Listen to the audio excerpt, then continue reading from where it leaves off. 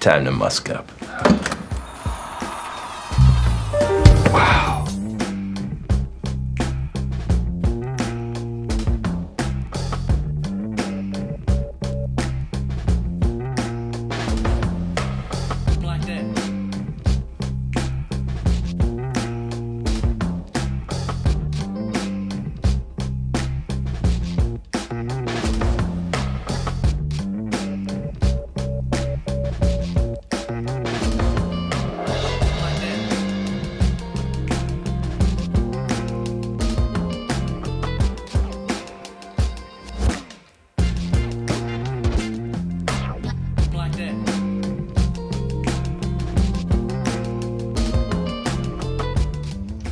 What's going on, YouTube?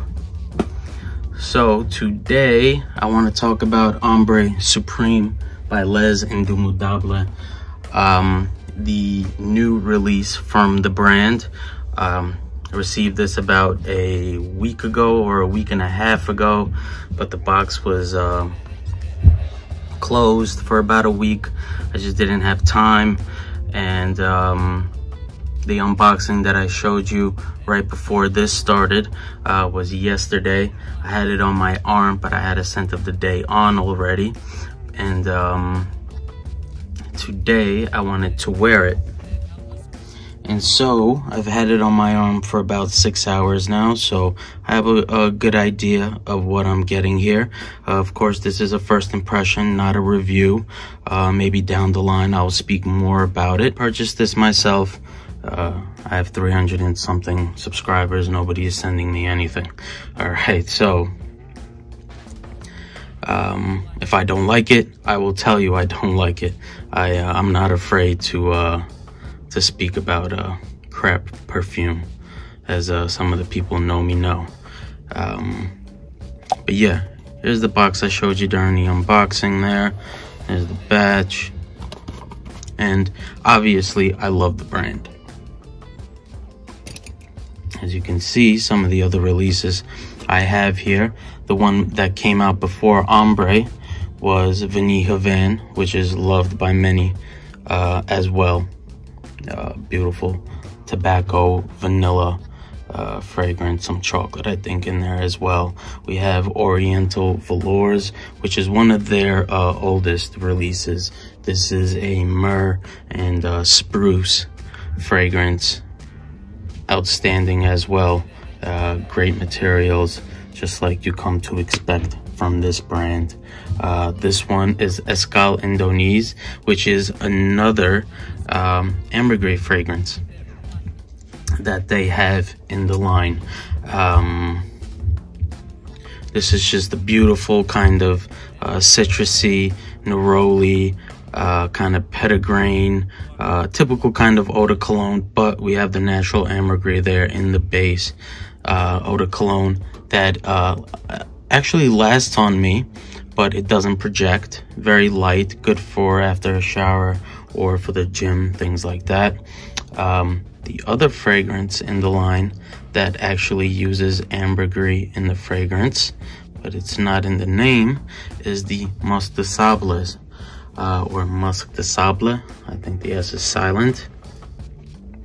And of course, we've got the musk here, ambergris, and I think there's iris in here, but don't quote me on that. But I think it's in there.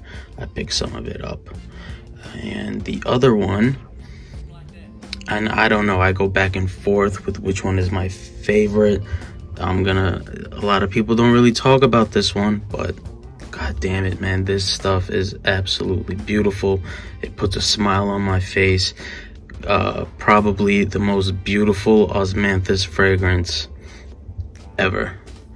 You know, I haven't tried them all, but from the ones I've tried, I've never smelled such a peach kind of peach tea scent. It's absolutely stunning. And let's talk about the one we came here for. Okay, Ambre Supreme. Now, when I spray this, I'm gonna say it right now. Once it hit my arm, this stuff here, a little dust right there. sauce there too. God damn it. All right. I'm going to say this right now. This stuff was love at first sniff. I said it. Not even going to waste any time. This stuff is really, really good. Okay. So when I first sprayed it on, I got the aldehydes, the soapy, bubbly, sparkling aldehydes with the ambergris, and those two notes just work beautifully together. Another one that put a smile on my face, let's just say. And in the background, I can get some nuances, some aromatic nuances from the clary sage, and some fresh spiciness from the cardamom. And all of those were working beautifully together.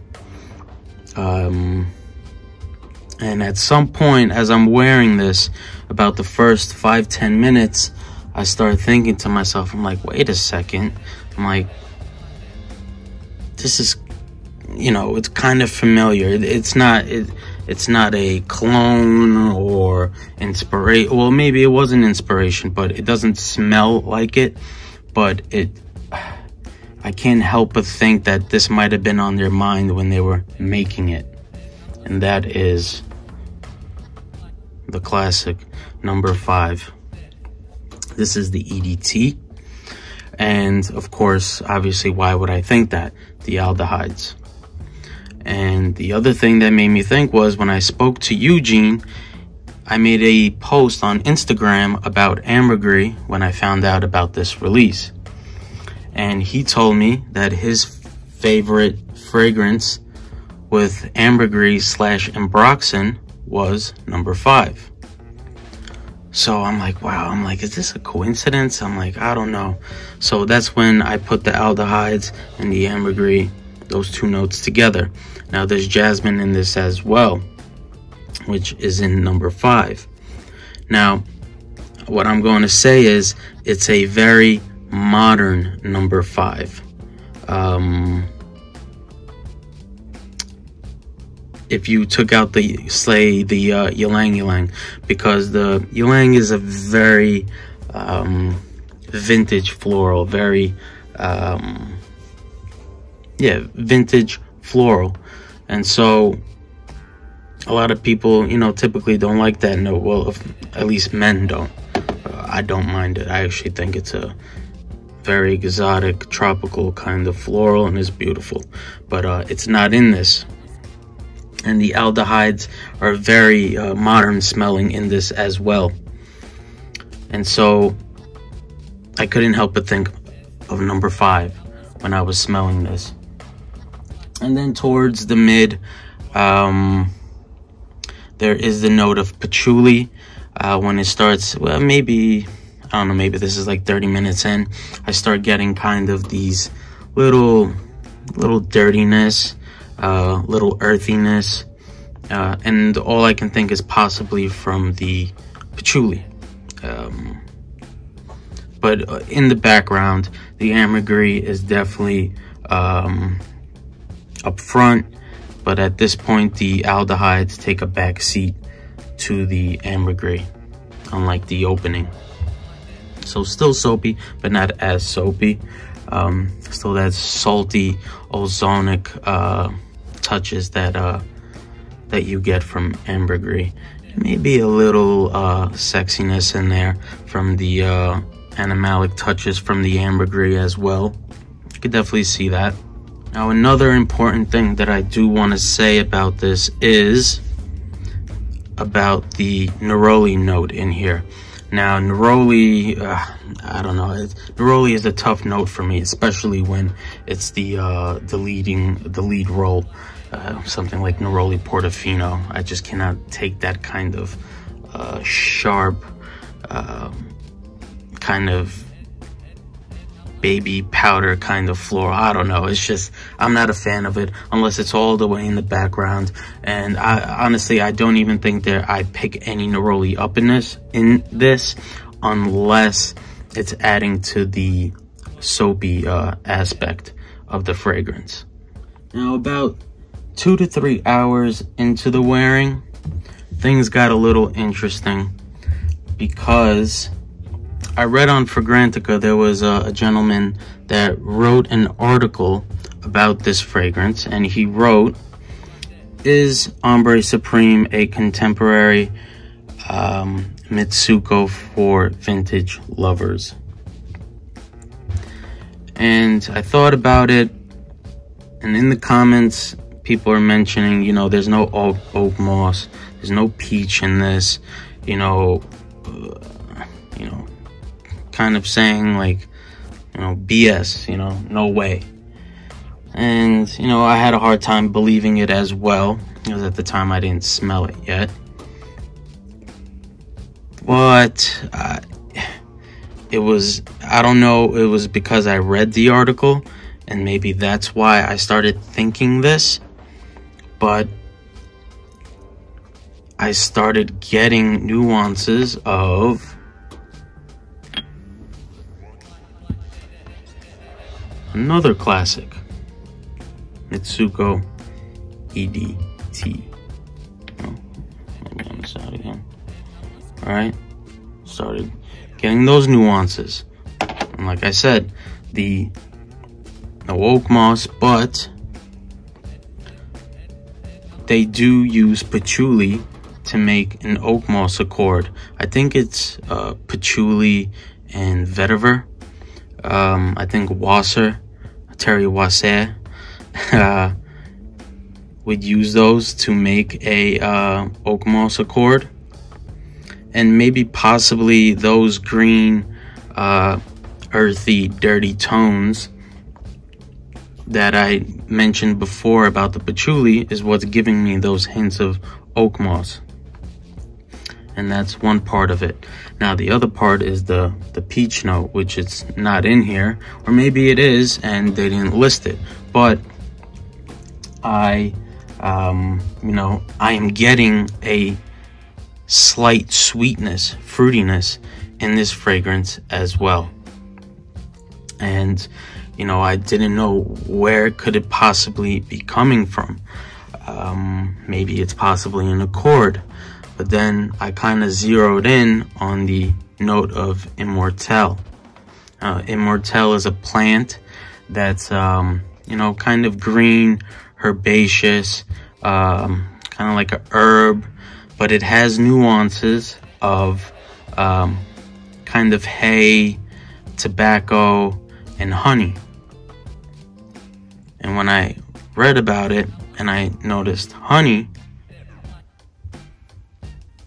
the honey and the ambergris, kind of salty, I don't know, maybe that's what is giving me the accord that's making it smell kind of fruity, which is maybe what this person on Fragrantica, the editor, wrote. I don't know, maybe it's just in my head after reading it. It's very possible, but who knows. All I could say is, if you have tried it, let me know what you think. Maybe I'm crazy. So another thing I wanted to mention about this was, what was really weird, was that as the fragrance started going and going and going, maybe 3, 4, 5, 6 hours in, I noticed the fragrance was getting stronger and stronger. You know, usually the fragrance gets weaker and weaker, but I don't know, the ambergris just kept going and going and going. It's just absolutely wonderful, just absolutely gorgeous, amazing brand. I am following this brand. There isn't many brands that I follow, but this is a brand now that I absolutely follow and can't wait for the next release that they have. Subsequent, I don't have many of the, well, I do, well, this is the Antoine Lee release. These two I know are. The other two, I don't think so. Possibly. These other three, very possible. But these three are, and love these three. And what he's doing is absolutely amazing.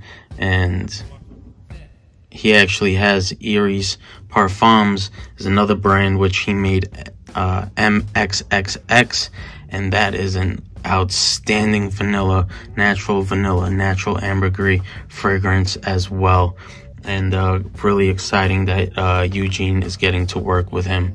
Can't wait to see what he's got in store, what those two have in store for the fragrance enthusiasts. All right, let's wrap this up. All in all, I absolutely loved the experience. This stuff kept me on my toes. It might be one of my favorite releases from the house. I don't know just yet. It's very early. Also, everything else I have in here is pretty new. You know, I didn't get him, you know, that long ago. So it's saying something that I love this brand so early on. And I don't know, are these two old fragrances the inspiration? Number 5 Mitsuko? Who knows? Maybe Eugene can ask Antoine Lee. All right. So what else did I want to say? Yeah. So this stuff might be one of the my favorite releases from the house. Just a gorgeous aldehyde ambergris fragrance. Just sparkling, soapy, aromatic, spicy. I don't know, possibly a Chypre-esque. No bergamot at the top, but there's probably some linalool or something in here. Linalool, is it in here? I don't know. Might be something, some kind of citrus in there. It's just a happy fragrance, puts a smile on your face. Well, put a smile on my face. It's as blue as the clearest blue skies, and it's as blue as the clearest ocean waters. This was a love at first sniff for me. Possibly even perfect.